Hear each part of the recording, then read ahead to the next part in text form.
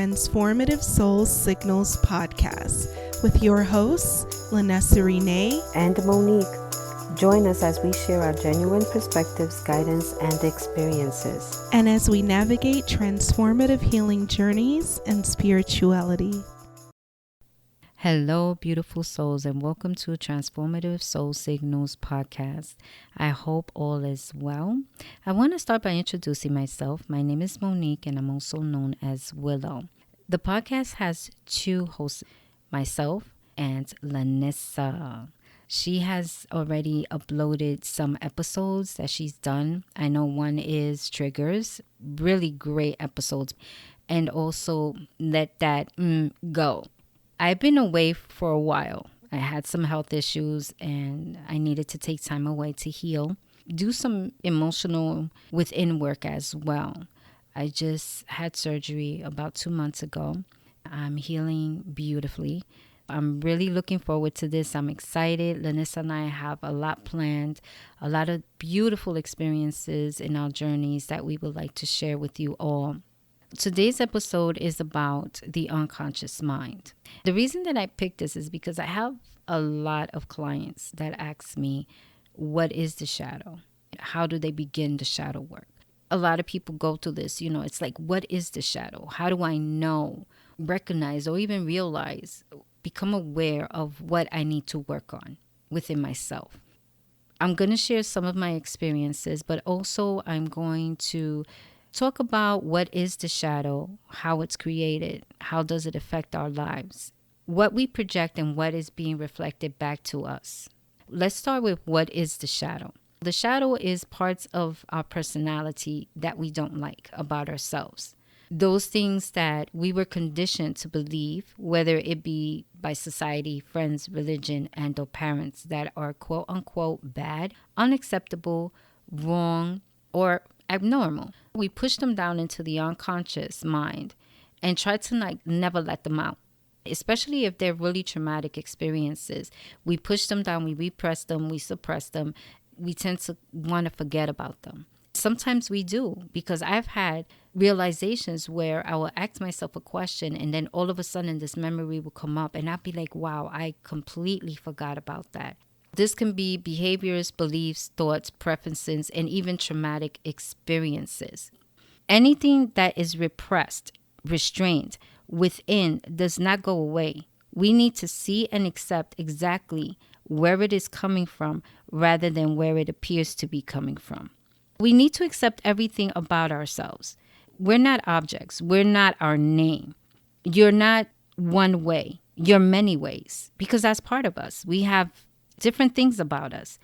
Each time you move a potential trait from the darkness, the unconscious denial, the unconscious mind, to the light, the conscious mind, the acceptance, it removes the need for the ego to project this trait onto anyone else. Once you accept that about yourself, you're open and receptive to accepting that and saying, you know what? Okay, I accept that about myself. This is why, and it's so important, to go within ourselves. Whenever we're bothered by someone or a certain situation, we need to bring it back to us, not to blame anyone else, because we're the ones creating it. By repressing it, it keeps coming up because the universe is showing us something. One of the greatest questions to ask yourself is, what is the lesson that I need to learn in this? What is it that's being shown to me? And really be open and receptive to accepting that. Once you accept that about yourself and you make peace with it, you bring the unconscious to the conscious mind. It's the same thing with our relationships. I'm going to give you a good example. Parents, because I'm a parent myself. There were certain aspects about my kids, certain traits about them really would trigger me. And the reason I say trigger is because it was triggering, reflecting back to me, my own stuff. I was really, really having an issue with it. It was like hitting a brick wall. But it was because I was resistant to it. I wasn't being open and receptive. I kept saying, no, no, no, no, you. But I needed to take it back to myself, to go within myself and say, okay, what is it about this situation, about this trait, this characteristic that I'm having an issue with? Lo and behold, when I came to the realization that it was because it was triggering my own stuff, memories about myself that I was repressing into my unconscious mind. So when my own kids was reflecting that back at me, they were reminding me of things about myself that I didn't like. I had to really dig deep, have that courage, and bring that all up, because bringing that up was really taking me back to experiences I didn't want to remember. A lot of shame, guilt, and fear can come up. You have to be ready, open and receptive to do the shadow work. The important thing is those characteristics or traits about yourself. You feel are bad, you don't need to allow them to control you. But accepting your shadow is taking your power back and standing in your power. Whenever that person, let's say for an example, the person that's reflecting back to you knows whatever it is that they do and bothers you, then intentionally they do it to bother you, and it can ruin your whole day or your whole night. It can put you in a bad place. You work that within yourself. The next time they try to do it intentionally, you won't be reacting emotionally. You'll be responding. They can't take your power, and you're not allowing them to make you feel any type of way. The process of healing the shadow seems to be a strategy by the ego to maintain the illusion of being a certain way. Discovering shadow self through awareness by noticing the shadow projected on people we come into contact with. When we are aware enough of our own self and notice we have a negative feeling toward them because we are judging them to have a certain characteristic, your emotional reaction is something that you are creating. Any aspect that does not comply with your rules or standards, with your self-identity, is projected by your ego, your mind, onto anyone around you. Treat negative feelings as an opportunity to become a little more whole. Whatever is in your shadow shows up in the outside world. Is being projected by you, and they're reflecting it back to you because you have it locked down. And then you feel guilty and you feel ashamed. Those are things that we don't want to come out because we're afraid that other people are going to judge us for it. I wanted to kind of explain also about what I was saying there about judging.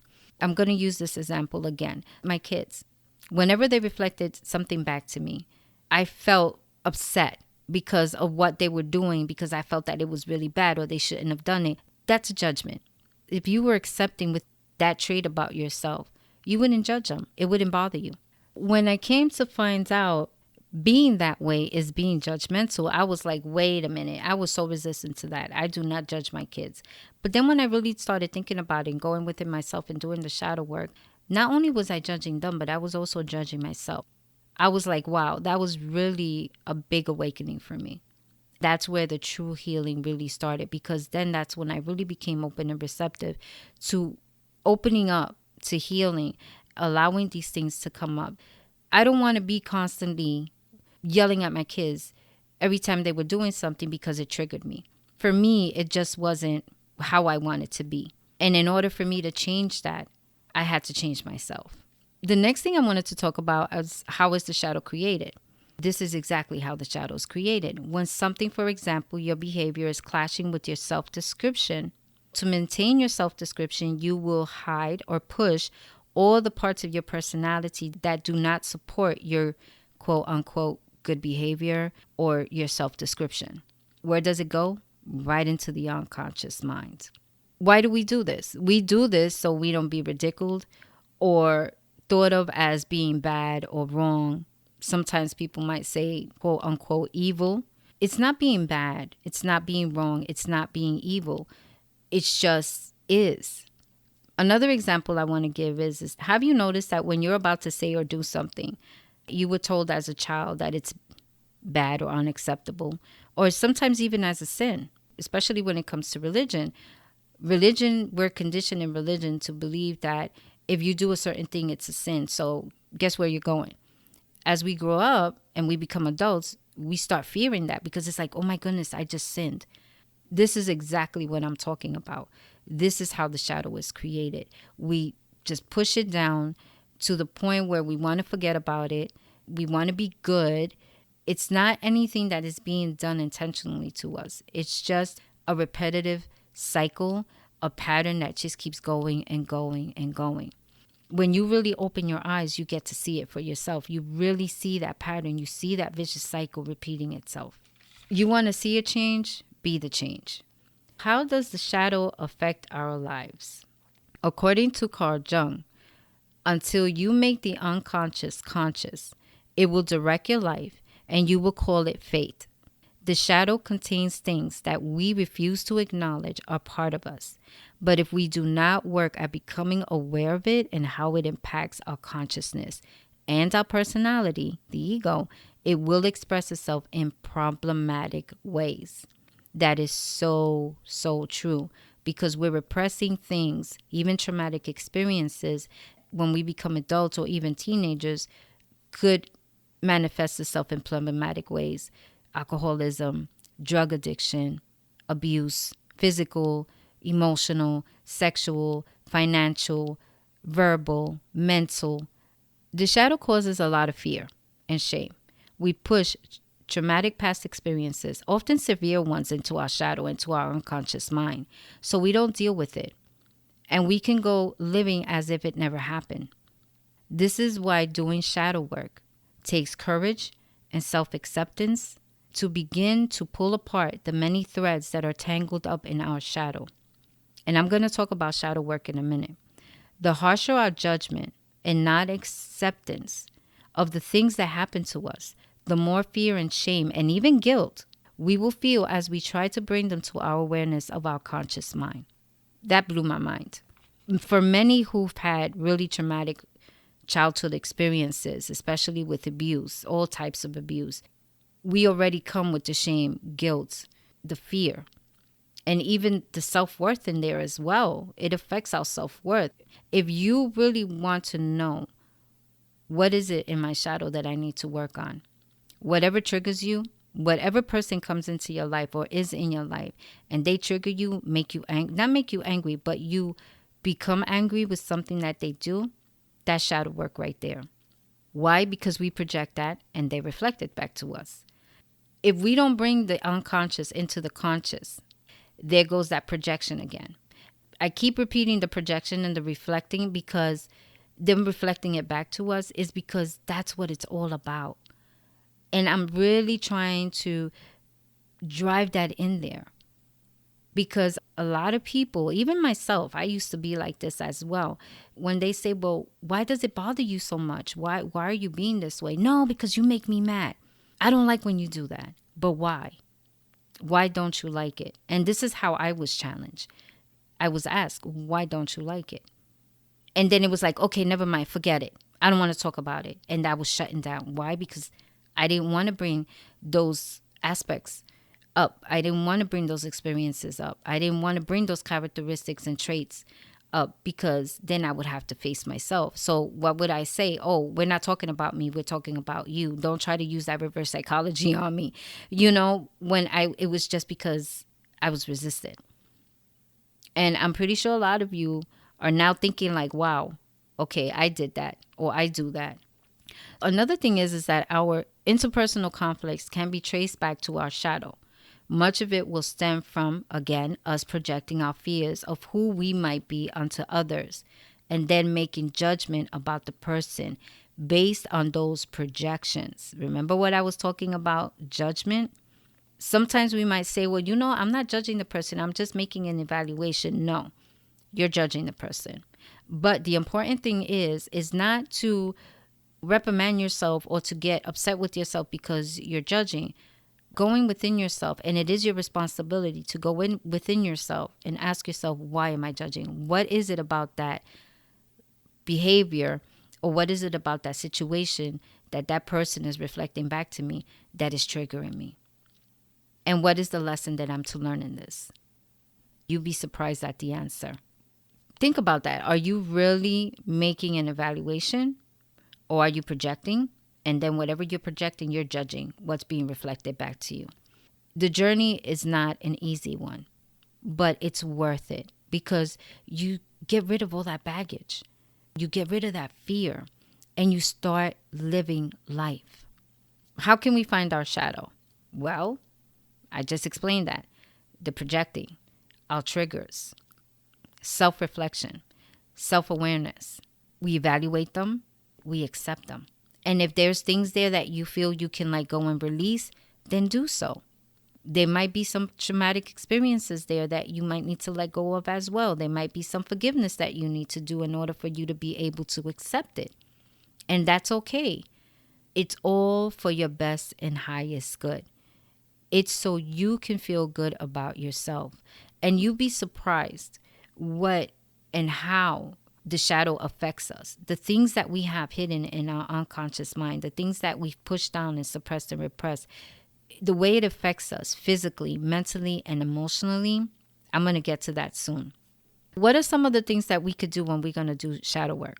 Make sure you're in a neutral place where you feel centered, grounded.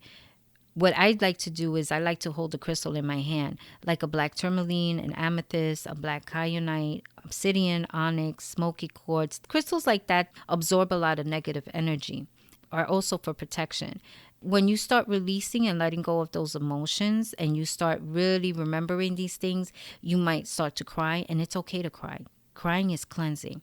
You hold that crystal in your hand and the crystal will absorb. And if you need to have, let's say, a black tourmaline with a smoky quartz, make sure you hold it in your left hand because that's the feminine side of us. That's where you receive. Allow the crystal to be able to absorb all of that. Be compassionate with yourself. That's very important. Any feeling of guilt or shame. You can let those emotions come up or feeling sad and things like that, but don't try to reprimand yourself or to kind of scold yourself like, why you think that? It's okay. You're safe. Make sure you're in a place that's neutral and you feel safe. You're able to release and let go of these emotions. You're able to cry. If you need to hold a pillow and scream into the pillow, then do that as well. Make sure, though, that you feel safe. Keep telling yourself, we're safe. It's okay. And maybe even hug yourself afterwards and tell yourself, good job. I'm proud of you. That's very important as well. I do that all the time. Whenever I don't react to something and I respond, or I go and I take it back within myself to look at something, or I ask, what lesson am I to learn from this?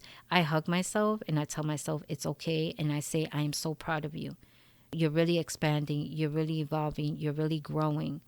I talk that way to myself. Putting the emotions aside, because emotions are there to teach us something. You can honor them, acknowledge them. Say to yourself, it's okay. I'm feeling sad right now. The important thing is don't stay stuck in them. Realize and accept why they're there. When you're ready, release, let them go. Don't stay stuck in them, because then the problem begins is when you stay stuck in those emotions. You can stay a couple of minutes, maybe an hour, whatever it is that you need to release, whatever you need to cry out, whatever you need to scream, but make sure you let them go. Because when you sit in them and you hold on to them and you don't release them, that's where it becomes a problem. There's a lesson to be learned from your emotions. Again, ask yourself, what lesson am I to learn from feeling this way? Why am I feeling this way? And journaling is a really good thing to do as well when you're doing things like this. After you're done, sitting down and journaling how you felt at the time that you were releasing. What was it that you were releasing? What brought it up? What memories did you have? That's really good to do as well, because sometimes you can always go back. When you compare it to the now from then, you see the difference. You see the evolving. You see the expanding. Accept who you are and show yourself compassion. Accept who you are. Try to see yourself from a distance, self-awareness. Think about what happened. Reflect on why things went the way they did. Be mindful of your actions and to be non-judgmental. Don't judge it. Just be mindful of them. When doing shadow work, there is no good or bad. Move past the fear and be honest with yourself. It takes courage, honesty, because no one likes to look at negative aspects of themselves. You must be committed to being courageously honest with yourself. If you lie to yourself, you're only hurting yourself and you're only prolonging your healing, your expansion, your maturing, not nobody else's. Ask yourself, what made you angry today? Shadow work is not something you have to do every day. There were times that you might do some shadow work and you'll take a 2-month break. Because I realize that happens to me sometimes. When I do some really deep, really, really deep shadow work, I will do that shadow work. I'll release. I won't do shadow work maybe 2 months, because during those 2 months I healed. There was things that I needed to mend in relationships. There was energy that I needed to call back. I needed to take my power back, set up boundaries. There's things that need to be done in between from the last time that you did shadow work that can sometimes take time. That's okay. Take all the time you need. Be aware of the part of your shadow where you placed your fear, that some aspects of even your personality. Pay attention to your emotions. When someone is speaking to you, go within for that minute and just be still. Check to see how you're feeling. Are you feeling bothered? Are you feeling agitated? Are you feeling angry? Are you feeling sad? Really check that. Then just kind of put it in the back of your mind. Be aware that you don't react, that you respond. But kind of put it in the back of your mind and reevaluate that later on. Do some self-reflection and ask yourself why. Why was I feeling that way? What was the person saying to me? What was it about what they were saying or doing? Or what was it about their behavior that made me feel that way? Knowing your true self and unlocking all that has been held in your shadow will allow you to live more authentically, with a clearer, more accurate view of the world and the people in it. You change, the people around you change, your relationships change. And it's really not that the people around you are changing. It's only because you see your reality from a different perspective. You're seeing things differently. You're more clearer. You don't have all that baggage weighing you down, all that depression or sadness or anger within you. When before you used to react, now you're responding and you're taking your power back. You stand in your power. You don't give people your power and allowing them to make you angry. And it's not really them making you angry. It's that you get angry because of what they do. Once the ego begins to accept the shadow work has begun. And this is the unconscious becomes the conscious. It's really amazing. And it could sound really scary. Whenever we have to really look within ourselves, instead of pointing out other people's faults, we're kind of looking at our own. And it's really not even faults. It's just part of ourselves. It can get kind of scary. But it's all good. It's all good because there's so many good benefits in doing shadow work and releasing this stuff, integrating your unconscious with your conscious. What are some of the benefits? When you're less judgmental because you no longer project your own disowned characteristics onto others, your relationships will improve. You will unlock your empathy for others. You'll have more compassion for yourself and others. You achieve maturity. You'll evolve. You'll expand. You'll open up your creative mind. You'll have increased energy, better physical health, and you would drop all the shame and guilt, all the luggage that you have around you for years. You finally let it go. I wanted to give some examples here of some things that I read up on when I was doing the research on shadow work for when I started my journey with shadow work. And I wanted to share it with all of you. There's a doctor, Dr. John Sarno, a medical doctor and back expert. Now, he helped hundreds of people suffering from debilitating back pain by showing them that repressed anger usually puts description of being good. They feel angry because they feel like what they did wasn't good, quote unquote. It wasn't being good. They push that down into their shadow. This anger was the actual cause of their pain. Now, the reason this I found so interesting is because I have a lot of issues with my back. I just had spine surgery about 2 months ago.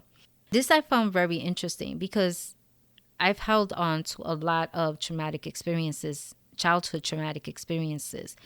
I started realizing that as I was doing shadow work, releasing a lot of emotions that I had bottled up inside, not forgiving, the anger, the sadness, the depression, doing inner child work along with the shadow work really helped me, that I started realizing I can't say my pain is 100% gone because there's other things there as well that contributes to that.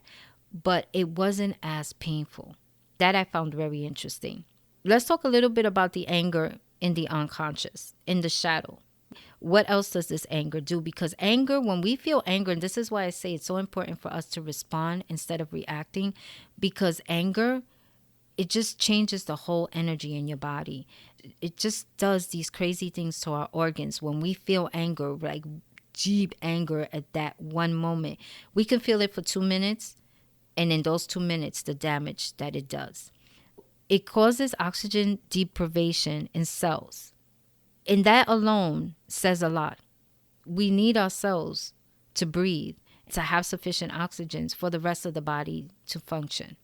Imagine what can happen to our organs in our body, all the things that we have going on, if the oxygen in our cells or the oxygen going into our cells is cut, because in those 2 minutes, we got angry. For those 2 minutes, our cells are not receiving the oxygen they need for us to be able to be in our top health.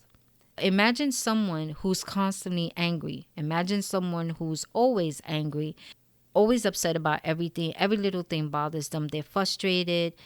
Their health will deteriorate. That's also something to think about. And I also did some research and I found out about diabetes and high blood pressure. Certain organs hold certain emotions.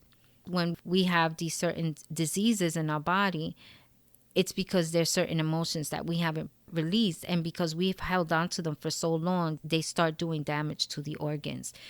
Research. You can look these things up in the internet. You'll find lots of information on it. If there's a disease you're suffering from, do research. Find out what organ is involved in that disease. Look up what emotions are stored in that organ. And if you find that there is a connection, do some shadow work. Do some inner child work. Find out where in your life did you accumulate. Where in your life did you feel these emotions? Where were they created? Where do they stem from? Then take it from there. That'll tell you the type of work that you need to do on yourself. Going within, meditating. Meditating is really good for you as well. Taking walks. But you could take like a little 5-minute walk and kind of just clear your mind. You can even go outside and sit or even put your bare feet on the grass and ground. That really helps a lot as well, because that helps to move the energy around. And when the energy is not stagnant and you're moving it around, not only does it help you in your body, in your organs, with your health and your emotions, your mind, it does wonders, guys. It really does. It's so important. And I didn't realize that until I started doing it myself. I started getting into Qigong and Tai Chi. When I started moving the energy around, so much stagnant energy that I had in my body, I was swelling up. I swelled up for about a couple of hours. And it was because that energy was so stuck and stagnant there for years and causing all kinds of chaos in my body. My health was not that great at the time, but I have to say now it's a lot better. It only becomes a problem when we close ourselves off from its potential. If we live mindfully with compassion for ourselves and others, the shadow, once integrated in our conscious mind, becomes a guide to help us achieve our objectives and to become finally complete. Not to say that we have any parts missing in us, because we don't. We're whole. It's just we got to bring up those parts that are buried inside of us. The shadow is not bad. It's not evil. It's a product of living. It's part of us. We could learn from it, understand ourselves more once we become open and receptive to it. There's a lot of misdefinition when it comes to the shadow. A lot of people take it as though, oh, it's bad, it's evil. No, it's not. It's not at all. It's, if anything, this will help us not only in understanding ourselves and loving ourselves more, which is a wonderful thing, also our health will improve. Isn't that a wonderful thing? It is through your exposure to life experiences that your expansion is born. The experiences that we go through in life, we learn the lessons that those experiences are teaching us. That is what helps us expand, evolve, and mature. We might have gone through things in life that we're either ashamed of or we feel guilty about, but we never stop to ask ourselves, what is the lesson that I learned from this experience? We just push it down without really getting the lesson. Sometime in life, you're going to repeat that experience again. It could be with a different person, a different situation, a different place. And I remember Lanessa mentioning this in one of her episodes as well. where you will repeat certain experiences until you learn that lesson. When we have these experiences, instead of asking ourselves, what is the lesson that I learned from this? What am I to learn from this? We just push it down because we might feel fear, we might feel guilt, we might feel shame. But what is the lesson learned in it? We'll never find out until you keep repeating it over and over and over in your lifetime until finally you get it. And sometimes we never do. But then we'll ask ourselves, why do I keep going through this? Good question. I know I've asked myself that many a times. Let's think of another example. Water in a lake. The surface might be full of light because it's coming from the sun. But as you begin to go deeper, it becomes darker. And in the darkness, you still find beauty. Because when you go all the way to the bottom, it could be a lake, it could be a sea, it could be a river. You'll find the exotic fishes. You'll find these beautiful, colorful plants. You'll find such beauty. Think about that. It's the same thing with the shadow. You go deep into that darkness and you bring that stuff up. You integrate the conscious with the unconscious. There's the beauty in it because you'll have better health. You'll have compassion for yourself and for others. You'll live better. Your relationships will improve. Life will be beautiful. You'll have self-love, unconditional love for others because there's no judgment. You won't judge others because you worked it out yourself. There's no reflection there. There's no projecting and there's no reflecting. There just is. That's a beautiful thing in itself. I want to thank you all, beautiful souls, for listening. Thank you so much. If you have any questions or any suggestions, anything that you would like to communicate to us, we have all our TikTok, our Instagram, our emails, even our link trees in the description. Please feel free to get in contact with myself or Lanessa. We'll be more than happy to get back to you. Thanks again for joining me. All the love. And as always, thank you for listening to today's episode. If you're interested in more, you can check out our blog at transformativesoulsignals.com. Goes a little deeper into the discussion. You can also follow us over on IG, Facebook, or TikTok at Transformative Soul Signals for more content or to continue on the conversation. Have a comment or a question you need help with? Well, you can send us a recording or message to info@soulsignalspodcast.com that we may even end up featuring on the show. Till next time, take care.